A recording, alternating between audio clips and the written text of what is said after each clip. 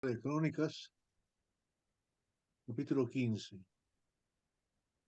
Vino el Espíritu de Dios sobre Azarías, hijo de Obed, y salió al encuentro de Asa, y le dijo: Oídme, Asa y todo Judá y Benjamín. Jehová estará con vosotros, si vosotros estuviereis con él, y si le buscareis, será hallado de vosotros. Mas si lo dejareis, él también os dejará. El rey Asa empezó a reinar durante el reinado de Abías en el parte del norte, eh, de Jeroboam. La parte del norte del reino estaba dividido, 10 tribus se habían ido al norte, 2 tribus se habían quedado, y el profeta o sea, Dios a través del profeta le habla al rey, pero no solamente al rey, sino a todo el pueblo de Dios. Y ahí está lo primero que aprendemos, lo primero que nos damos cuenta es que Dios nos habla a todos. Y la palabra es para compartirla a los demás, porque todos deben de escuchar la palabra de Dios. Para empezar, entonces, la palabra está dirigida a todos y lo dice ahí claramente. Cuando Dios habla a través del profeta, no es solamente a una persona, sino para todos nosotros, porque tiene aplicación.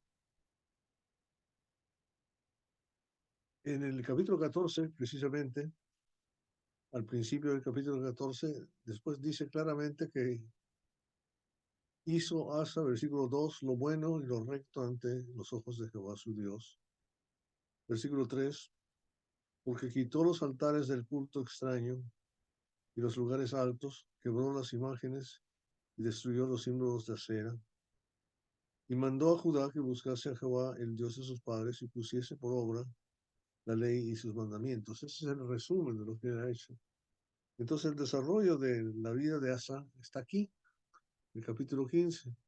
Vemos ese detalle de cómo el profeta llegó con él y habló y le dijo lo que tenía que hacer.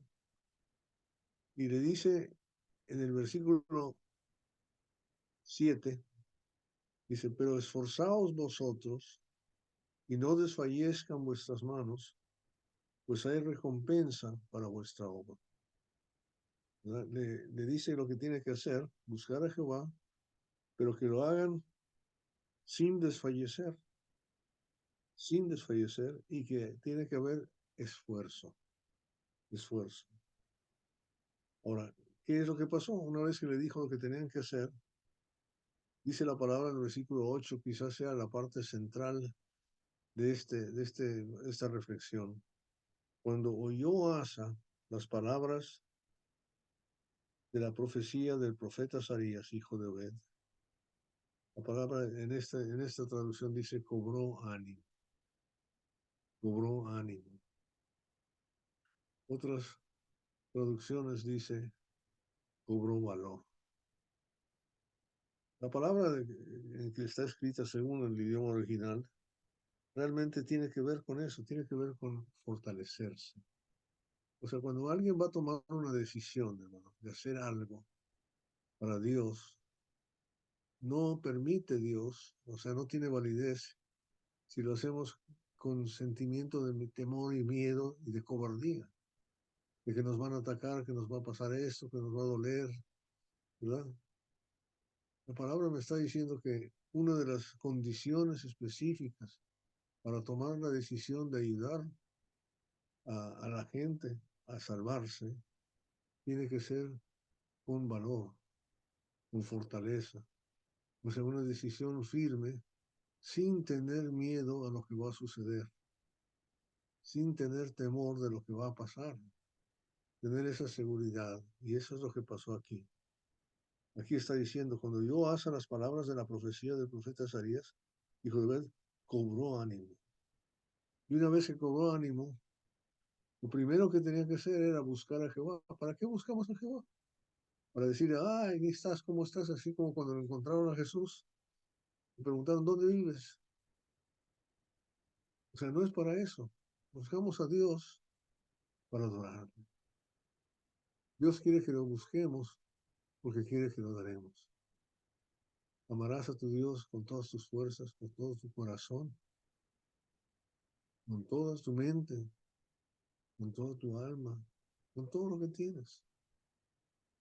O sea, la decisión completa y sabiendo de que no tienes que temer absolutamente nada, nada de lo que te puede pasar, porque Dios está contigo si tú lo buscas a Él. Entonces, lo primero que tenía que hacer, fíjate bien lo que hizo, ¿no? Quitó los ídolos abominables de toda la tierra de Judá y de Benjamín. Quitó todos los dioses falsos.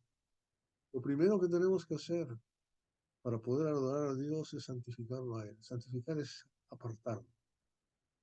Dios no quiere que estemos hablando a Él. ¿Qué te digo? ¿Cómo estás, Dios? ¿Cómo estás tú? ¿Cómo estás tú? Cuando nosotros estamos aquí en grupo, así nos saludamos, ¿verdad? Hola Beto, hola Peter, hola Ember, hola Raúl. Y desatendemos. Dios quiere que nosotros fijemos nuestra vista en Él. Y que vayamos a Él primero santificado, ¿verdad? Primero de Pedro capítulo 3, versículo 15, dice, santificad a Dios o a Cristo en vuestros corazones, ¿verdad? Estad siempre preparados para presentar defensa ante aquel que os exige, os demanda razón de vuestra esperanza. Fíjate bien lo que está diciendo. Fíjate bien cómo la palabra te indica que la decisión que debes de tomar para servirle a Dios es seguirle a Dios, es para servirle, pero no solamente para servirle, sino para adorar. Y lo primero que tienes que hacer para poder adorar a Dios es desaparecer todo lo demás. No puede haber nada que se interrumpa, que te quite el tiempo para adorar a Dios. Yo me levanto las mañanas y tengo que hacer muchas cosas antes de adorar a Dios y no debe de ser así. Debo de empezar el día adorando a Dios, adorando a Dios. Todo lo demás tiene que venir después. Y para eso hay que quitar, ¿verdad? Por eso la palabra de Dios también en Hebreos capítulo 12 dice, despojaos de todo peso, ¿verdad? Y del pecado que nos asedia para seguir a Cristo, para seguir a Dios. Despojaos, poner la mirada en Cristo, poner la meta en Cristo, buscarle a Él.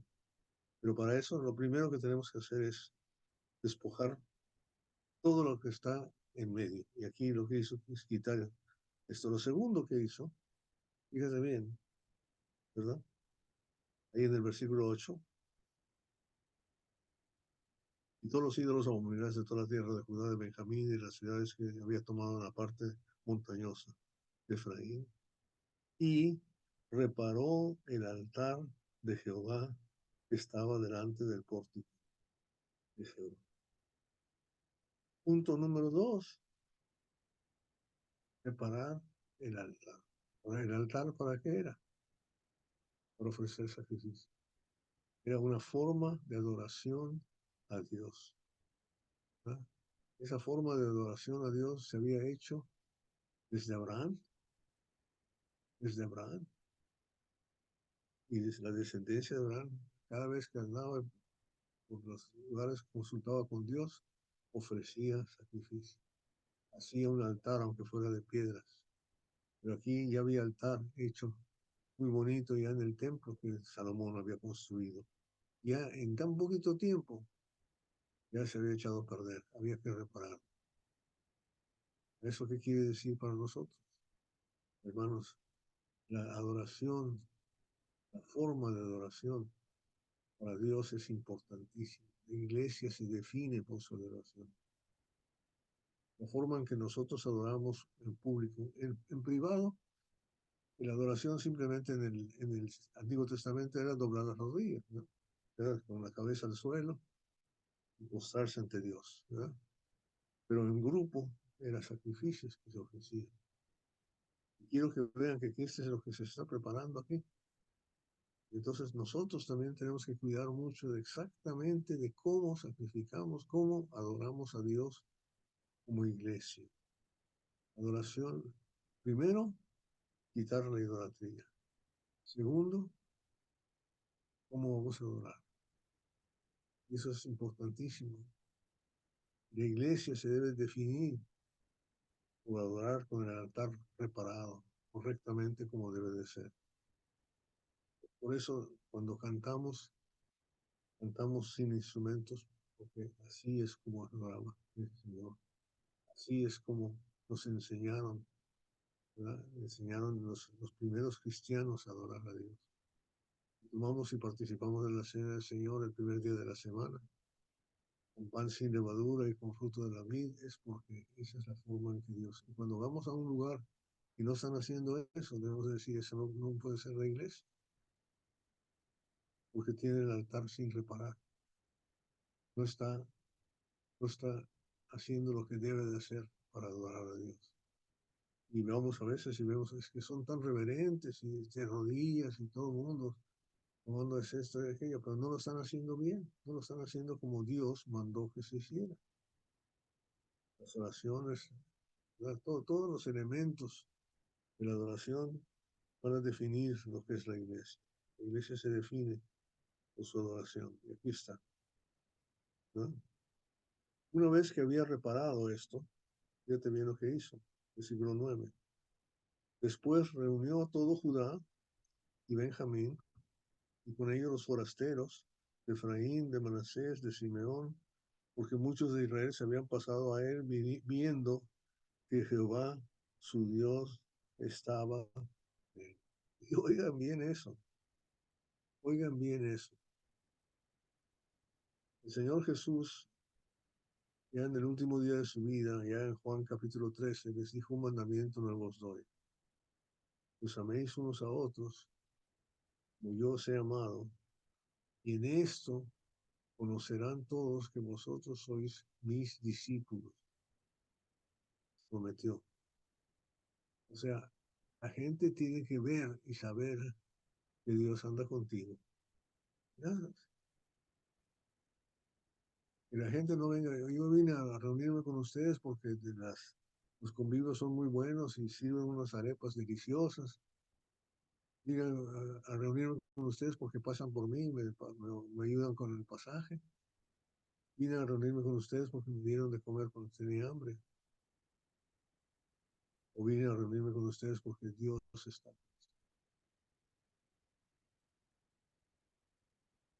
El Evangelio, sin hablar, por el ejemplo de nuestra vida, debe estar ahí. Santificad a Cristo en vuestros corazones. Están siempre preparados para preparar defensa de la esperanza que hay en vosotros. Fíjate bien, la gente debe saber cuál es nuestra esperanza. ¿Qué es lo que tú esperas? ¿Cuál es tu esperanza? ¿De qué vas a hablar? ¿Qué quieres ser cuando seas grande? ¿Qué te parece? Quiero ser anciano. Si eres mujer, quiero estar casada con un anciano de la iglesia. ¿Qué te parece? Quiero ser diácono, quiero ser predicador. ¿Qué te parece tener esa situación? Tener esta esperanza. ¿Qué es lo que tú buscas? Yo busco la vida eterna. Por eso no me mezclo con ustedes. Es decir, la gente sabe. Oiga, mira, aquí estamos viendo que el pueblo que se había alejado, algunos estaban volviendo, no porque era más bonito Jerusalén o porque era más barata la comida ahí. Estaban regresando porque sabían que Dios estaba con ellos. ¿Sí? Se reunieron pues en Jerusalén, versículo 10, en el mes tercero del año 15 del reinado de Asa. En aquel mismo día sacrificaron para Jehová del botín que habían traído 600 bueyes, 7,000 ovejas. Y vamos a parar ahí otra vez, el sacrificio. ¿Quién proveyó ese sacrificio? ¿Quién le había dado la victoria a Judá? ¿No fue Dios? Porque le pidieron a Dios ayuda. Pudo derrotar a Jeroboam. Pudo derrotar a los egipcios. Dios les había dado ese botín. El sacrificio lo provee él. Pero es un sacrificio grande o pequeño, es grandísimo, ¿verdad? Es enorme. Pero ¿cuál es el más sacrificio? ¿Ese o el que Dios nos proveyó a nosotros? de su Hijo unigénito, muriera en esa dura cruz. ¿Qué más podemos pedir? ¿Qué debemos de recordar en esa adoración que hacemos? Que Dios ha hecho por nosotros. Esa cruz es tremenda. Es el mejor sacrificio que puede hacer. Y no solamente ese sacrificio de Él, sino la consecuencia de lo que pasó. Entonces, en el siglo XII prometieron, se comprometieron, cobraron ánimo, tomaron la decisión con fortaleza, con valor, se comprometieron a buscar a Jehová, el Dios de sus padres, de todo su corazón y de toda su alma, igual que adorar, igual que amar. Y cualquiera que no buscase a Jehová, el Dios de Israel, muriese. El que creyere será salvo. El que no creyere será condenado. Beto decía hace ratito, lean Segunda de Crónicas, porque ahí está el Evangelio. Ahí está, clara y más clara no puede estar. Y juraron a Jehová con gran voz y júbilo, al son de trompetas y de bocinas, se comprometieron. El bautismo, hermanos, es un compromiso, es morir a ti mismo, es el sacrificio de uno, es el sacrificio que hace uno. Romanos capítulo 12, versículo 1. Eso es lo que ellos.